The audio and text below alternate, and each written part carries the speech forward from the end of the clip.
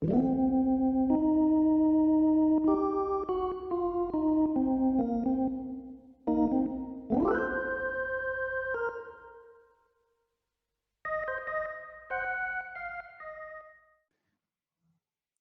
and welcome to Rob from the Internet Talks About Beer, a show where we discuss different styles of beer, beer history, beer flavor profiles. We give shout outs to breweries that we think make exceptional beer, and we talk about whatever else happens to come to mind during the course of the conversation.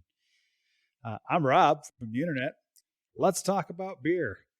All right, so this is a second episode in my special series. So I guess I'm going to start calling these the Brewery Spotlight episodes because they take place more impromptu than my other scheduled ones, and they're dropped right after I record them. So this one's actually going to be dropping this coming Saturday, which will be the 20. I don't know. 28th, 29th, something like that. Yeah. So it'll come out this weekend. So, so this one, today I'm joined by Adam from Stonehooker Brewing. If you would, Adam, tell me a little bit about yourself, how you got into craft beer, and obviously what you do when you're not talking to people like me about craft beer. Yeah. Well, thanks, Rob. I got into craft beer. Man, it goes way back. Looking for something different in beer. I remember the first kind of outside of the normal beer I used to drink was Upper Canada Brewing. I remember just their lager was great. They had the dark, and I think Rebellion was another one that was one of the ones that I had kind of way back in the day. Probably more modern would be the ones that got me into it, Steam Whistle and Lug Tread. I think they opened up the doors.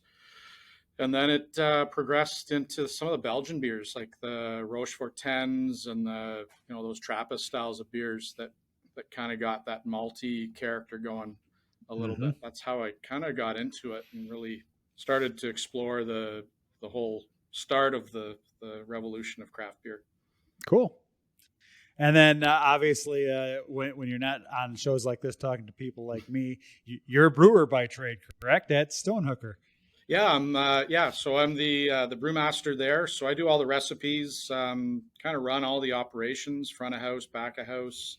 We're still a startup brewery. We've been open for just over 2 years, and most of that in COVID restrictions. So,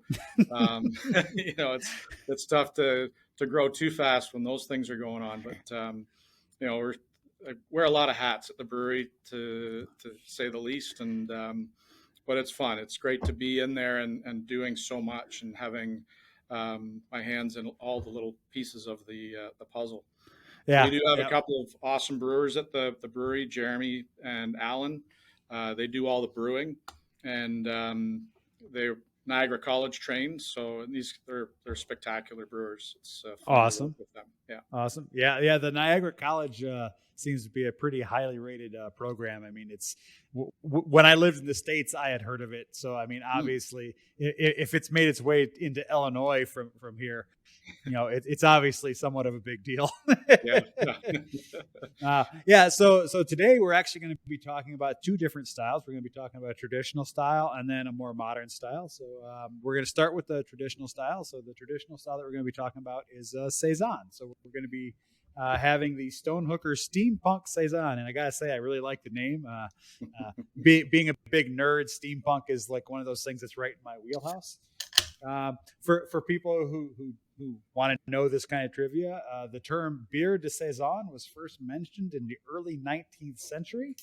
It was most widely known in the city of I'm going to pronounce this terribly. I think it's Liège in Belgium. It was a variation on a spelt beer that had been produced in the region for hundreds of years. It was typically brewed late fall, early winter, and then stored for 4 to 6 months before they drank it. It actually made its debut in the 1980s in the United States, where the moniker farmhouse ale was applied by there's a famous beer writer named Michael Jackson, and he's the one who actually put that moniker on it, and it kind of stuck. There's dubious history saying that it was originally brewed at farmhouses for farmhands, but Apparently, that's all just urban legend. That according to the research I did, that before it came over to the United States, that was never a thing that they talked about. So it might be true, it might not be true. I don't know. Beers in this category, the Saison, the farmhouse ale, whatever you want to call it, tend to be light in color, so like a straw color to a very light amber color, typically for a traditional one. They're often bottle or, I don't know, in this case, can conditioned. So you might have some haze in there, and you might have a little bit of sediment depending on how it's brewed. Again, I haven't had yours yet, so I don't know what it looks like. I don't know what it smells like. Don't know what it tastes like yet. This is going to be all new for me. Oh, look at that! It's got a good color to it. They tend to be traditionally they tend to be higher in carbonation. They tend to have that kind of lactic acid character to them. Typically, it's not overly present, not like a Berliner Weiss or something like that, but it tends to be there. They can have what a lot of us call that kind of funkiness to them. So they have that kind of barnyard smell. Sometimes you get like leather, and sometimes you get wood. Sometimes you get pepper. It depends. It depends on what's going on in it. So for the style, they tend to be slightly hazy because typically they are bottle conditioned and not filtered. Alcohol, aroma, and flavor should be light to medium noticeability. The hop aroma should be low. Hop bitterness should be low to medium, depending on what people have used. So I'm just going to pour some of this into a glass and take a drink.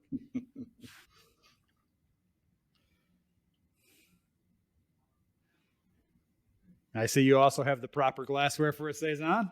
That's right. That's very important. Mine's from a local here in Brantford. This is Steel Wheel Brewery. Awesome. Very good. Oh yeah, it's got a very, very nice aroma. Yeah. It's got grassiness to it. I mean, it's like it's not like when I say grassiness, I don't want people to think, oh, it smells like a lawn. It smells like you're standing in a field of like wheat, or out in a field someplace where it's just natural growing grasses and stuff. It's got that light kind of very, very lightly floral aromatics to it. It smells really nice. Thank you. Yeah. I think I get a little bit of almost like a citrusy smell out of it too. Maybe a little bit of orange, or maybe a little bit of lemon, something along that line. Yeah, it's really nice. I'm not getting any a lot of them have kind of that peppery kind of aroma. I'm not really getting that, but it might come out as it warms up. I don't know. Yeah. So I'm gonna take a drink, and all right, we'll go from there.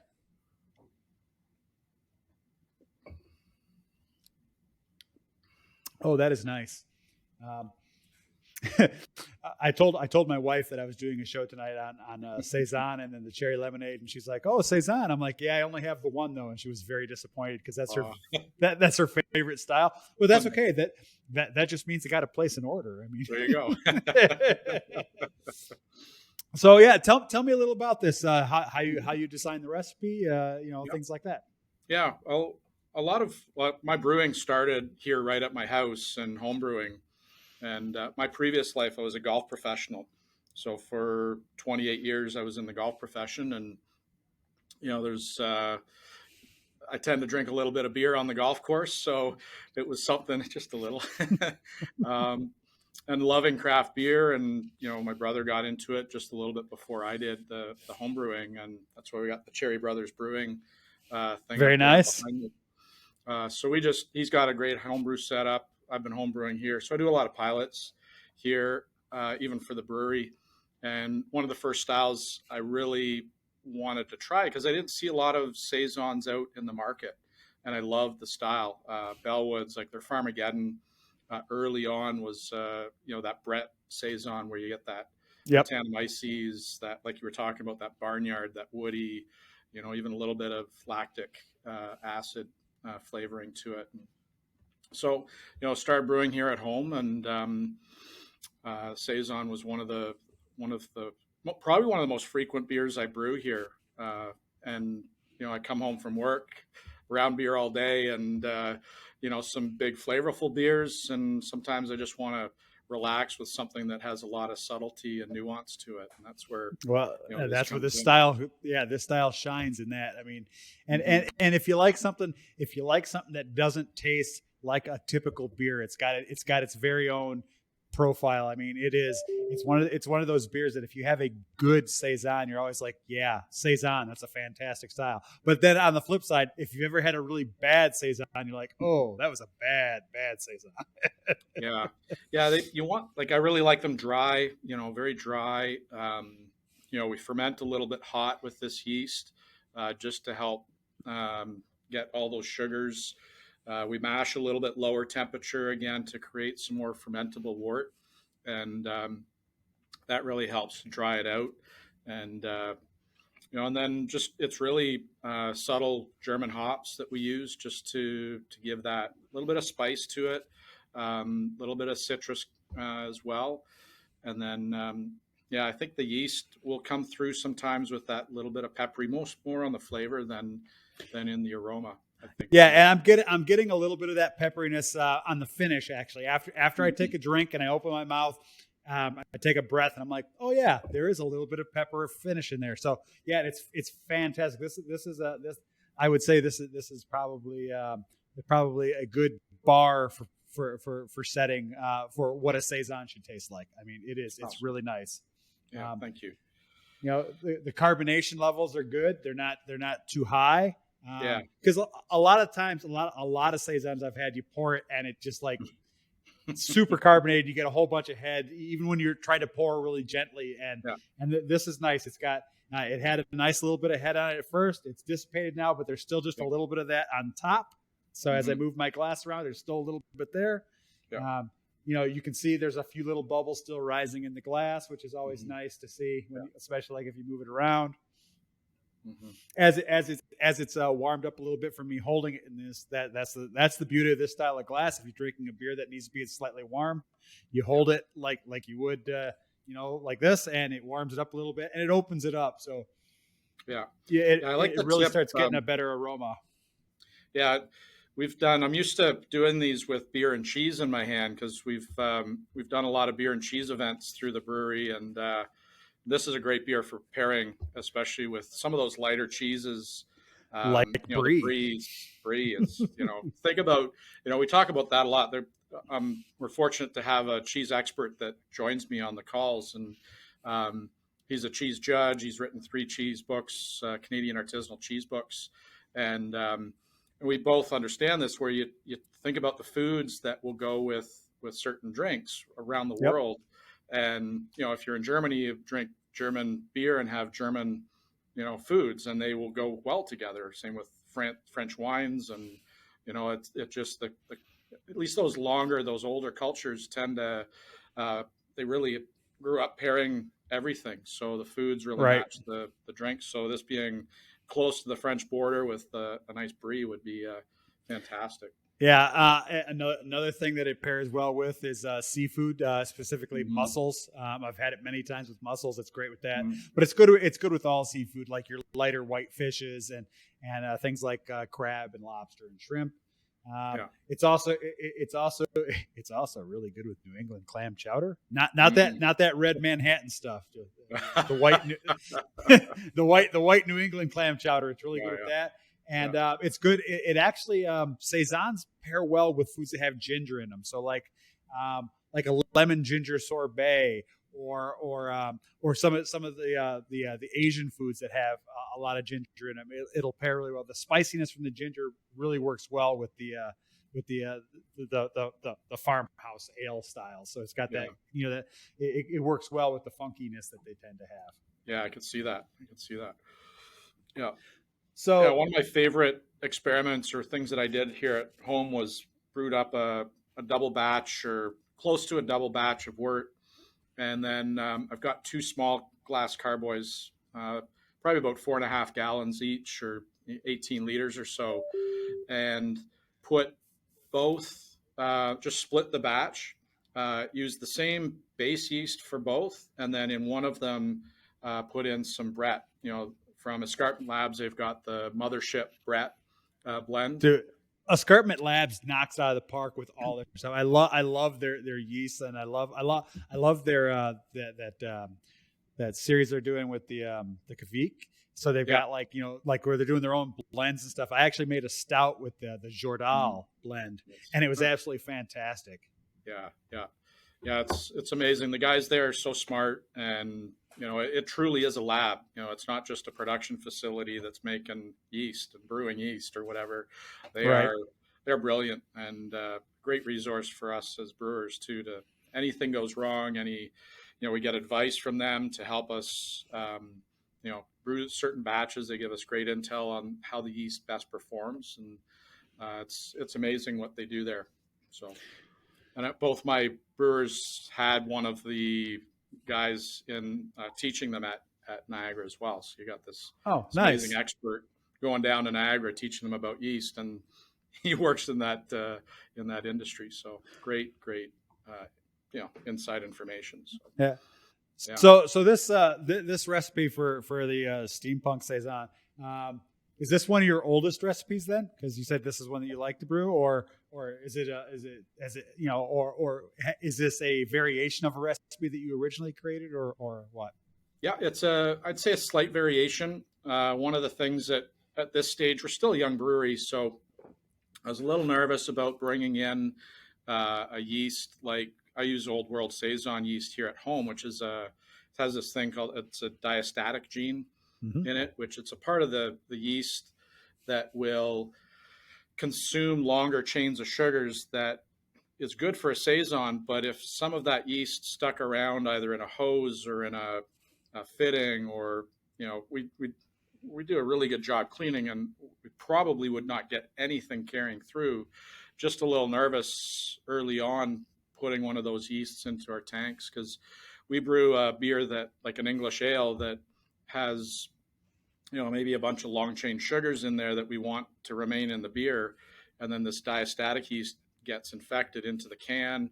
Someone stores it at room temperature for a couple of weeks, maybe a month, and boom, that can explode on you. So I've heard horror stories about it, and we'll get there. It's something that, we're confident in our cleaning practices, but, we're pretty young, so we just want to make sure that we're doing things pretty clean. It's pretty funny. So I'm also a home brewer. I don't know. You can kind of see some of my stuff behind me here.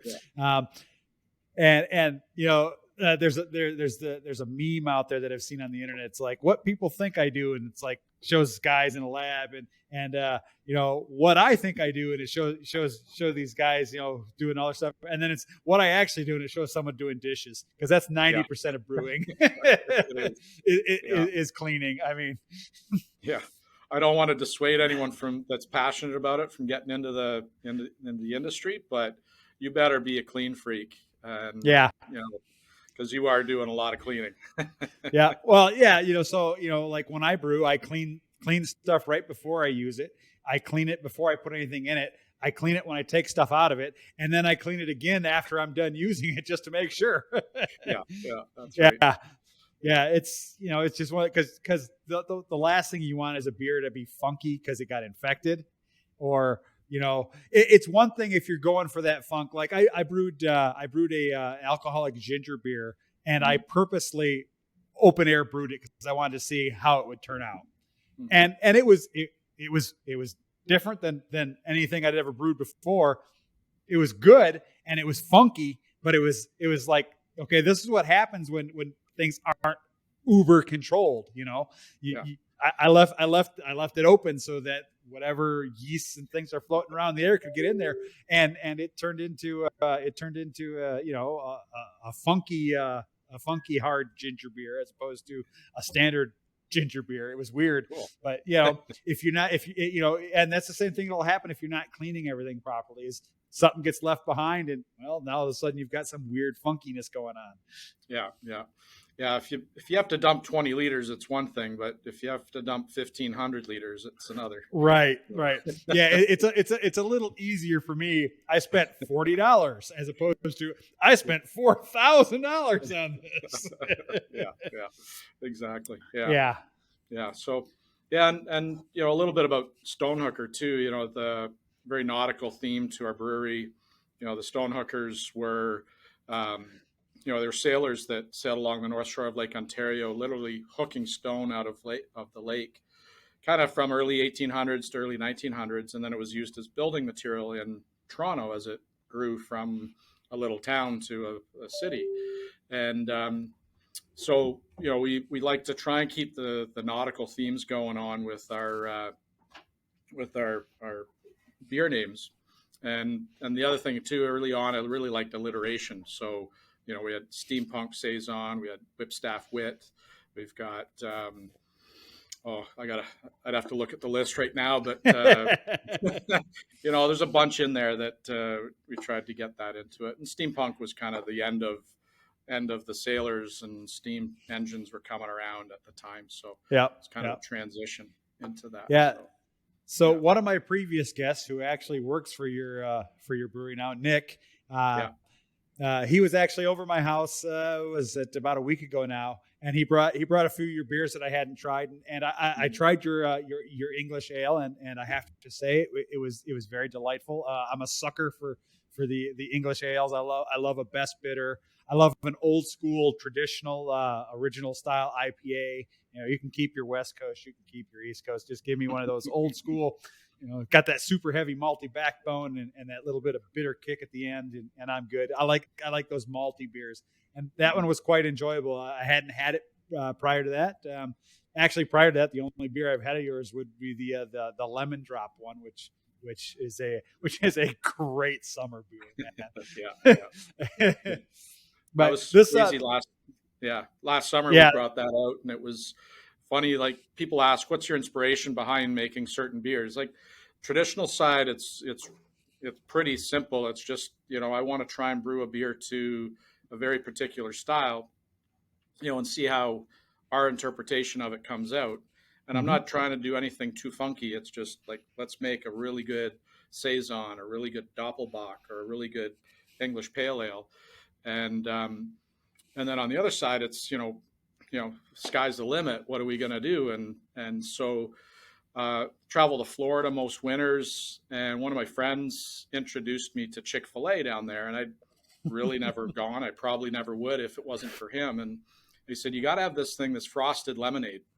And it's, the ice cream lemonade kind of mix, like almost a milkshake type of thing. And my gosh, it was like unbelievably good. After, a hot day, it was just suck the thing down as fast as I could.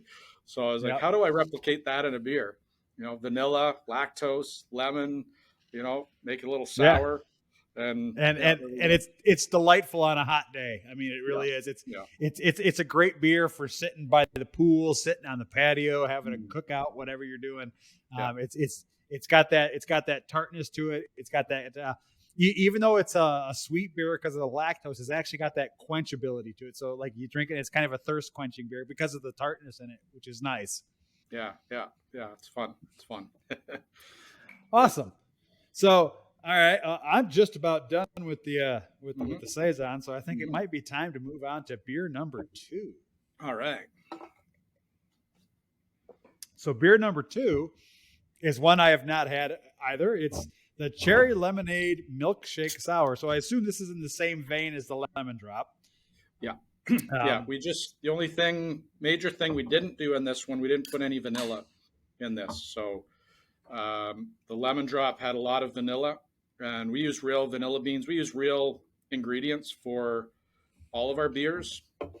And when I say that, I mean, if we're using cherry, we're using real, not the cherries, but we're using cherry puree or a cherry juice. Actually got some of the cherry. One of the things that happens sometimes when you're brewing, we have our cherry puree ready to go.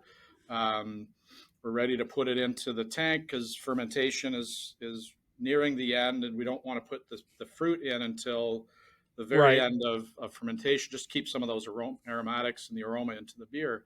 So we open them up, and one of the 4 cherry had a crack in it, and some mold had formed. And so Oh, we're like, okay, we've only got 75% of our cherry here.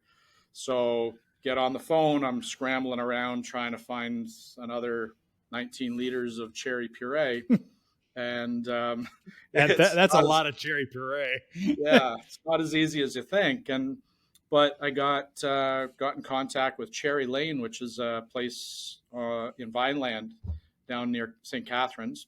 Okay. They've got the Montmorency cherries, which is a beautiful sour cherry, and They're great. they have concentrate that they have harvested and stored. So they had some. And I just happened to be going to play golf down in Fort Erie 2 days later. So on my way back, I just swung into Cherry Lane, picked up 6 liters of their cherry concentrate, and put that into this beer to fill in the missing cherry. The missing that we 19 had. liters. Yeah. Yeah. So I think, and I've actually, it's given a little bit more impact than the first batch that we did. So, yeah. So this has got a really light aroma, Mm-hmm. at least to my nose. I'm not. Yeah. It's not like So I see things with cherry, and I expect big cherry up front, but this is nice. It's nice and light, so it doesn't seem like it's going to be overwhelming, and you do get the citrusiness in it as well. So Yeah.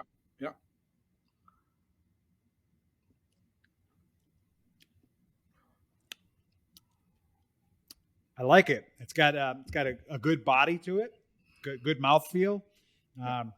Kind of coats the inside of your mouth a little bit because of the lactose. It's also a wheat beer, so it's most of our sours are done with 50-50 wheat and barley. So it's like our Goza, our original sour. The first sour we ever made was a Goza. Again, traditional side. We actually won a gold medal for that in the Ontario Brewing Awards on our first batch, which was That's pretty awesome. Cool. It was pretty cool to get a little bit of that coming back at us. So, I was really just wanting to make a real great base beer, and then have some fun with it with cherry or raspberry and then take that and adapt it into other sours. And I really like the way that the wheat kind of gives you that softer mouth, or that coating of the mouth, as well as the lactose and sometimes the vanilla as well. So yeah, no, this is really nice. So what was the inspiration for making a cherry lemonade beer? Well, my last name is Cherry, so and because the lemon drop float from last summer did so well, really it was just trying to do a variation on that, give it a little something extra, add a little color. It's beautiful to watch these go out onto the patio.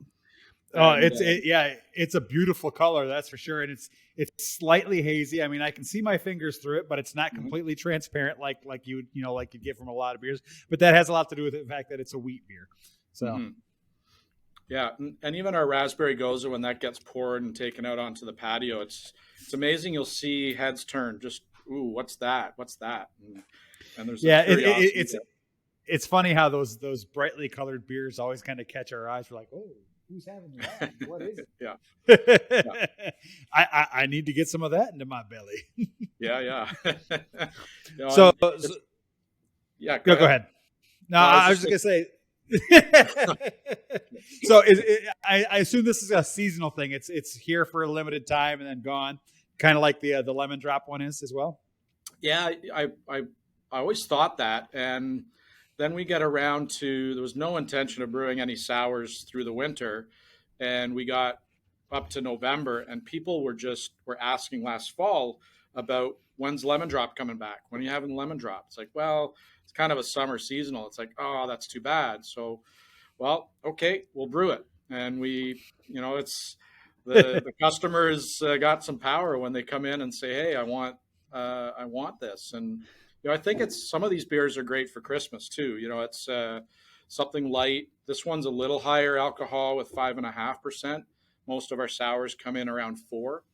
And, So is that what it is? 4.9. Sorry. So it's a little 4.9. higher. Yeah. It's about 1% higher than our other sours are. But they're super light. It's kind of a fun beer. For those that maybe don't like beer, this is always something that they come with their friends to the brewery and we say, hey, try this just a little bit. And like, it doesn't even taste like beer. Is that beer? It's like, yeah, it's beer. It's 100%. Right. So, Well, yeah.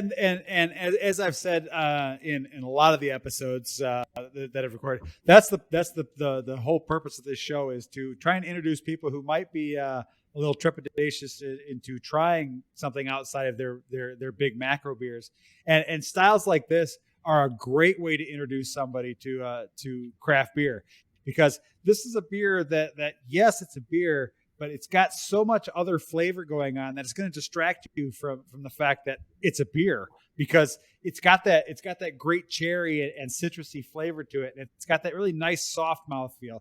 People who drink a lot of macro beers like your Molsons, your Coors, your Buds, whatever, they drink those because they're super refreshing. There's not a whole lot going on. There's not a lot of flavor. There's not a lot of body, but they'll try something like this and they'll be like, wow, I didn't know beer could be like this. And that's what I'm trying to do. I'm trying to introduce people who might not necessarily want to try craft beer, or they do, but they don't know where to start. Try and give them, here, this is going to taste like cherry lemonade. It's not even going to taste like a real beer. If you're looking for something that's refreshing, if you're looking for something that's going to be like something that you could just sit around and drink it, and yeah, you're still drinking a beer, but you don't really think about it as being a beer because it's so damn good. Yeah. And, we've really seen it a lot being a new brewery. We're only the second craft brewery in Mississauga, with Old Credit being the other one. And, we're people that are very local to us, or, in Mississauga, sure they've got a lot to go to in Etobicoke. There's Cameron's and Nickelbrook to the west. But, a lot of people, it's their first introduction to a craft brewery, that actually the first one that they've come into. And I have to say that I'm not alone, and I don't think we're the only ones doing this, because I know that other craft breweries have amazing staff and very knowledgeable and very helpful. And it can be a little intimidating, I'm sure, for those that are new to craft beer, or even just, hey, I just want a lager and I just want something that I'm used to drinking, but Mm-hmm. I thought I'd support local. And we ask a ton of questions. Someone comes in and say, it's my first time here. Okay, what styles of beer do you like? And if they tell us, well, I usually drink Molson, or I usually drink Laker Lager or Budweiser, that's okay. Great. Like, we've got a couple that you might try that are right up that line. The Saison would be something that we'd offer, like, if you want something to venture out just a little bit outside of the comfort zone. And then, like, the English maltier beers might be the other way to go to get them outside of that middle ground. But we're there to help. As a craft brewery, we want people to come in. We want to introduce you to it. We don't want to scare you away. We're not going to give you that big bitter West Coast IPA as the first beer that you try out of our brewery. Right. We'll never see it again, maybe. And so, introduce you slowly into it and try these, try that, and take one of those. And if you don't like it, it's okay. But, it's, I think if your listeners or anyone is curious and wants to get into it, please go to your local craft brewery. They're there to help you, because it's right. No, they really are. Yeah. And I can't tell you how many craft breweries I've been to where the staff, they don't know me from Adam, but they're like, hey, what style of beers do you like? Here's what we've got. This is like this and this is like that, which is great. I mean, I know what I like, and I'm one of those beer adventure people. I pretty much try everything. I'll go to a new brewery. I'll be like, yeah, okay, I want to try all of those. I just want to drink them all, So, yeah. but it's really nice when you go to a place like that, and your server or whoever is like, oh yeah, so if you like this kind of beer, you'd like this that we make, or this is kind of in that vein. It's a little different, but you might still like it. I mean, I love when they do that, because that shows that not only has the brewery taken the time to hire people or train people to know what the beers are, but the servers themselves have become invested in it to a point where they're like, yeah, this is what we make. It's like this. This is what we make. It's like that. And they're looking to make the experience the best they possibly can for everybody who comes in. Yeah. Yeah. I think the one that always stumps us is, and it's, obviously Guinness is such a popular beer for stouts. That's the one that always stumps us. We have, especially in the winter, we might have 3-4 different stouts or porters on the go. And, I like a Guinness. Is this like a Guinness? It's like, ooh, it's dark. And, but it's that one's a tough one. We haven't brewed a dry Irish stout yet. So, well, I think you found one you need to brew then. Exactly. Yeah, I think so too. Yeah, because it's such a popular beer, and especially as the weather starts to turn cooler, people start looking more towards porters and stouts. Now, I drink porters and stouts year round. It's my all-time favorite style is stouts, and the bigger the better. So imperials, barrel-aged stouts, Baltic porters, all that stuff. That's my go-to. It can be 35 degrees out, and I'll be sitting on the patio with a barrel-aged stout in my hand. I was actually just talking to a friend of mine earlier today, and he's like, "Yeah, I'm going to go get myself some pale ale," and I'm like, "What?" And he's like, "Oh, it's too hot for stouts." I'm like, it's never too hot for stouts. But you're right though. As it gets cooler, people start thinking about stouts, and a very popular one is Guinness. The thing that always throws me about Guinness is it's such a light stout, so to speak. I mean, it's only 4.5% alcohol, and it's that Irish dry style stout. So it's got a little bit of body to it, but it's not a super heavy stout like a lot of them are. So I can understand, a lot of people want that big punch you in the mouth flavor of a big stout, and not as many people really want that dry Irish stout unless they're not accustomed to going to craft breweries and things like that. Yeah. So I get it. That it's not high. It hasn't really been that high on your list of beers to brew, because you know what your customers want, and it's the bigger stouts. Mm-hmm. So that's right. Yeah. We made probably our most popular stout is our Ariba Stout, which is a Mexican hot cocoa stout. About 8% alcohol. We use again real dried Mexican hot chilies. So we use ancho, guajillo, pasilla, and a little bit of habanero. So those first three kind of gives some fruitiness to it, a little bit of spice, a little bit of vegetal flavor, and then habanero just kind of kicks it to the spicy level that we want.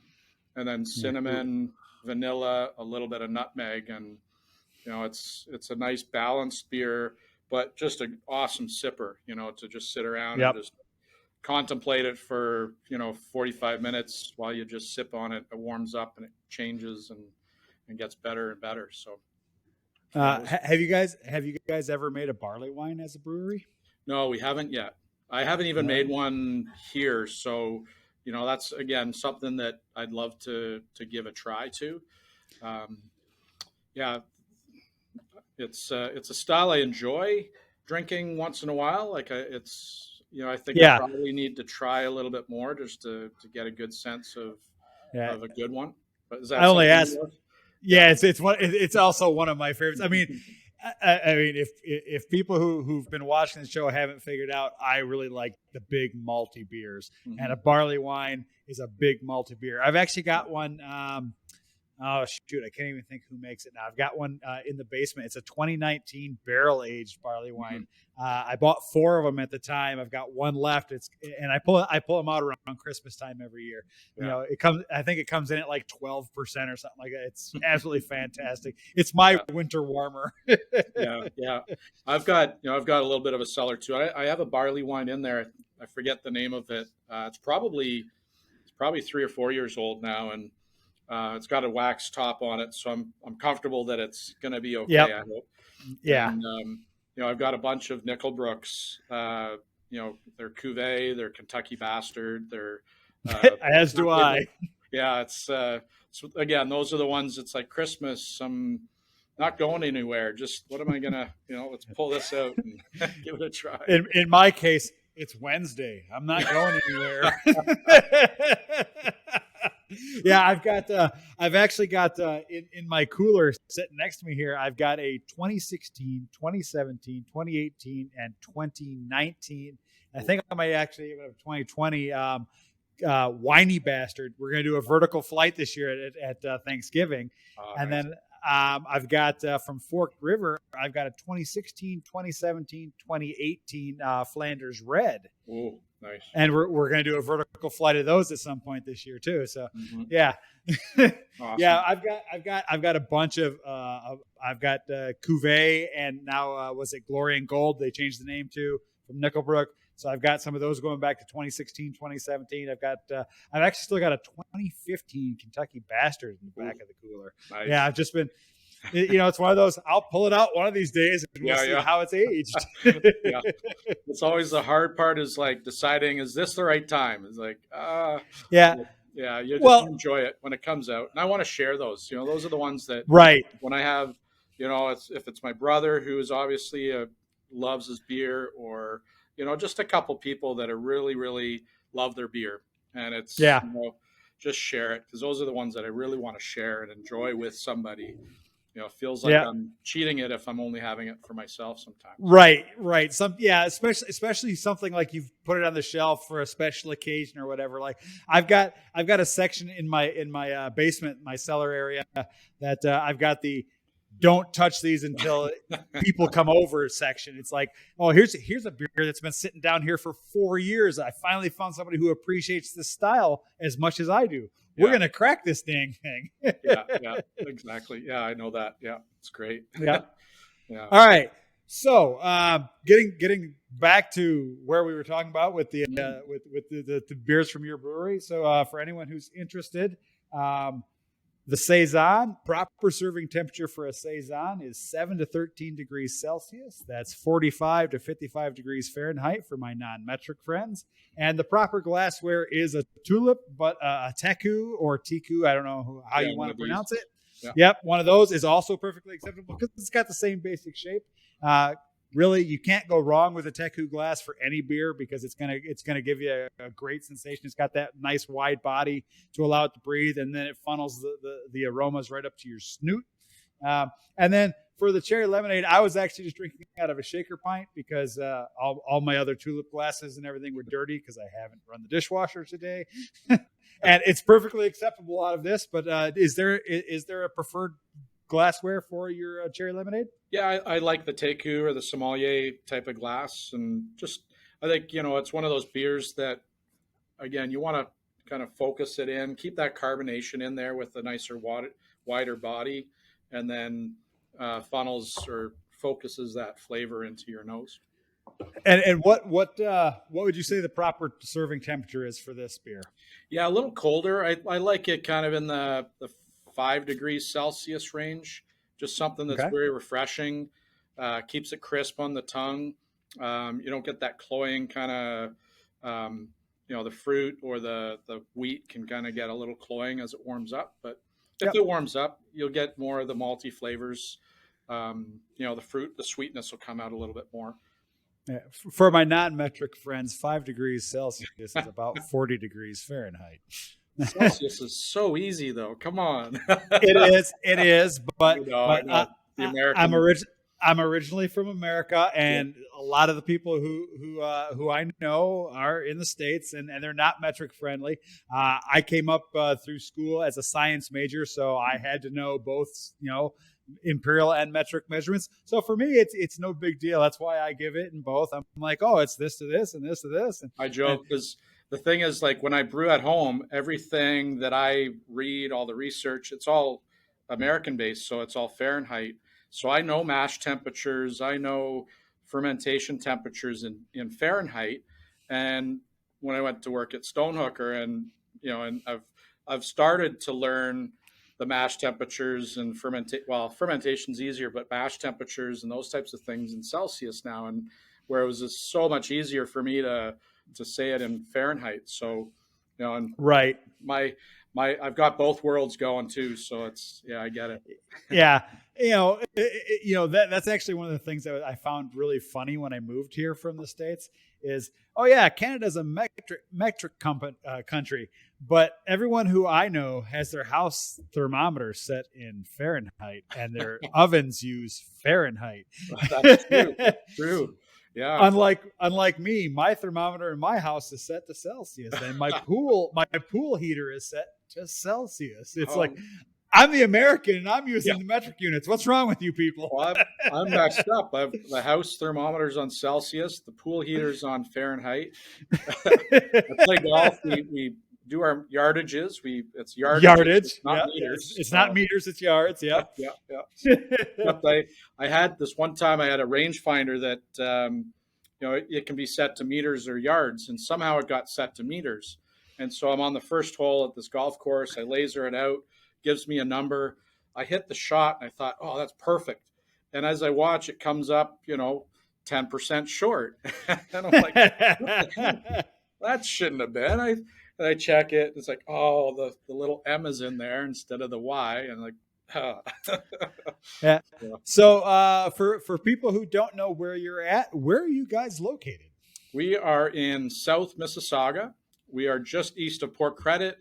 We're right on Lakeshore Road, right on the main Lakeshore Road that turns into Lakeshore Boulevard that goes into Toronto, between just east of Cawthra, west of Dixie. And, we're right between the two GO stations of Long Branch and Port Credit. So it's, right on the main strip. You can't miss us. If you're on Lakeshore, you can't miss us. You'll see, about 35 umbrellas out on the patio. We've got a huge beer garden. Seats about 160 people. We do live music every weekend from Thursday to Sunday, which is a great vibe. We love to support our local musicians. They're amazing. Creates such an amazing vibe out there. We've got Chef Cal who is on the barbecue all week and changes his menu. He's got a couple staples, but he's got some delicious food. We're both great synergies that, he makes all his food from scratch. We make all our beer with real ingredients, no artificial flavorings or whatever. So it's fun, dog friendly. We're kid friendly. It's a great place to come and hang out. We like to say when you're down by the lake, drop in.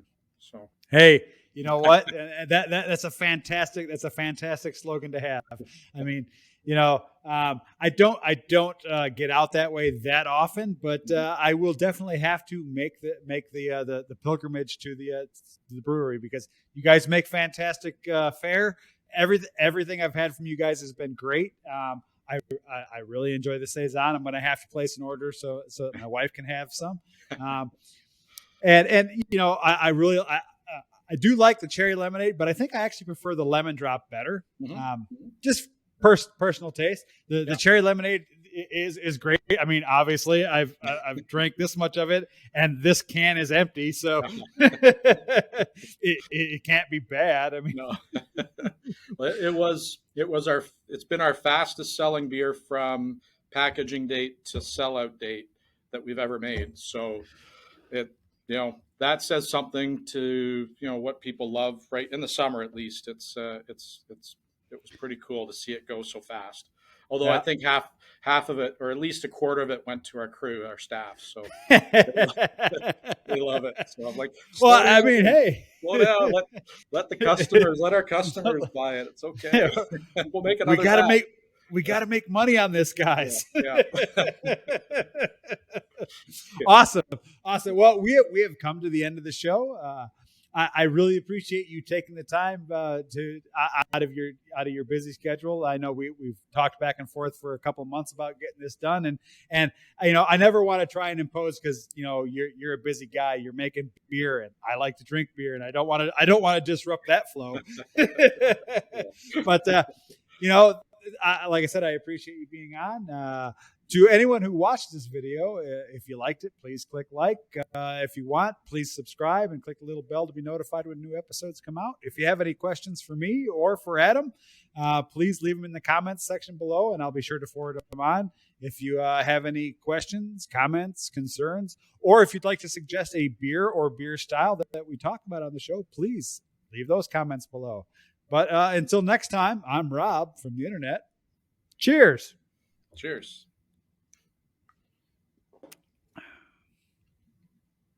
Thank